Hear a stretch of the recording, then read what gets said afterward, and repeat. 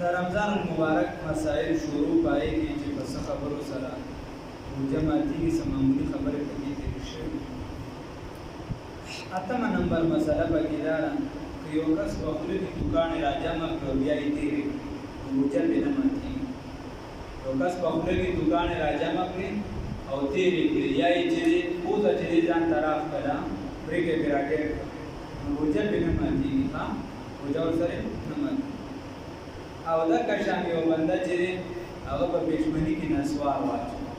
او وی چې د سار د بام نه به د خیره مخکې ورځو سترګې ورغلې او د نر پرې وده شي چې کله وده شي چې راپاسې د بانګې پرې ویل سهار بانګې ویل نو روژه یې ماته کړه. کفاره پرې نشته او روژه یې ماته کړه ځکه چې د ذراتو په خوب کې دی شي نو روژه یې ماته کړه او دغه پرې نشته دا کفاره پرې نشته. خو دا یاد ساته چې کومه روژه ماته شي او چې د سختې بیمارۍ د وجې چې اوس هغه اوبه نه څښي تباه کېږي مړ کېږي بل څه هغه روژه ماته کړي نو بیا خو به هغه اوبه اوبه وغیره څښي. خو که د چا روژه هسې ماته شوه د څه ولې د ولې نو بیا به هم دې خوراک کوي دی بس خوراک مې بندي وي. دا اوس نن ماته یو مسله راله زنانه ورته ورغلې روژه چې بس الټۍ کړي دي پته چې خپله ورغلې دي یا چې دی نو الټۍ کړي دي او روژه ورپسې زه چې ورغلم هغه ډېر عمر سره کانډور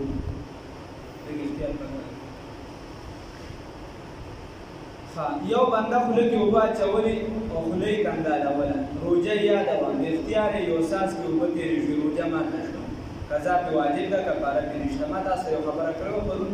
مکه مسله ده یو کس ته په ذهن کې روژه شته او اوبه مو یې خولې ته اچولې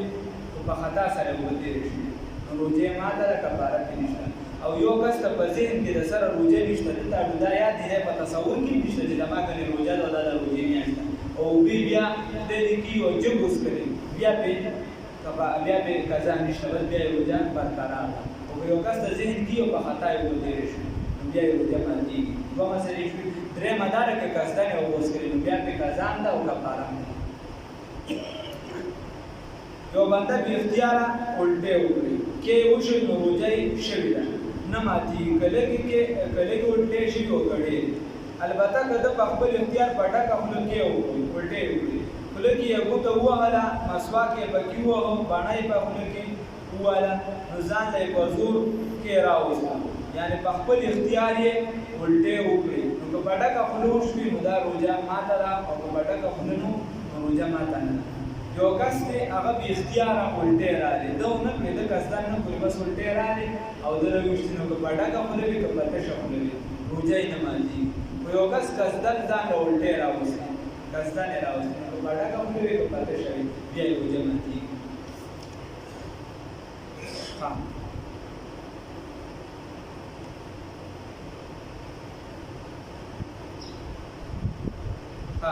که په ډکه خوله وي چې قصدن یې راوستي نو بیا روژه ماته نه او که په ډکه خوله نه وي نو بیا روژه ماته نه ده چې تېرې وي.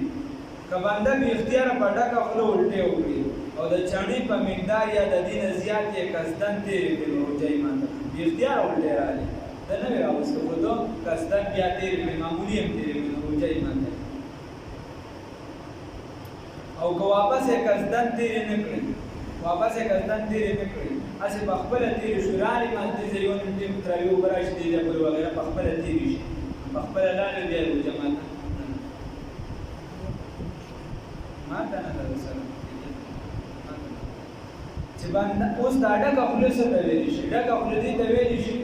چې انسان خولې ته څه څیز راشي یعنې اوبه راشي بل ځای چې دی پرې دا خوله نه شي بندولی دا طاقت دې نه لري د ده د خولې نه معمولي راوځي یا د ساس کې راوځي یا یو څه چې دی پرې خوله نه شي رابندولی بل دې ته ډکه خوله. اوس یو داسې څیز چې هغه د خوراک نه دی او دارو هم نه دی یو بنده تېر کړو لکه اوسپنه منیرې بیلوریشن کاڼې وغیره روژه یې ماته شوه قضا به یوه راوړي کفاره پرې نشته چې د خوراک څیز نه دی او عام طور د ده عادت هم نه دی د هغې د خوراک څیز نه دی او د ده عادت نه دی د هغې د خوراک نو که هغې چېرته تېر راتېر کړو نو روژه یې ماته ده خو کفاره پرې نشته. او که یو داسې څیز یې تېر کړو چې عام طور یې خلک خوري یا یې د دارو په ځای استعمالوي نو په دې روژه ماته شوه یو روژه به قضا راوړي او شپېته روژې به ورسره د کفارې نیسي. یوه روژه به قضا راوړي او شپېته روژې به ورسره د کفارې د سي تاسو روژې شي که قصدن چا د دارو سي استعمال کړو او یا یې چې دی روژې د خوراک یو څیز چې دی دا استعمال الله رب العزت ورته ورانیسي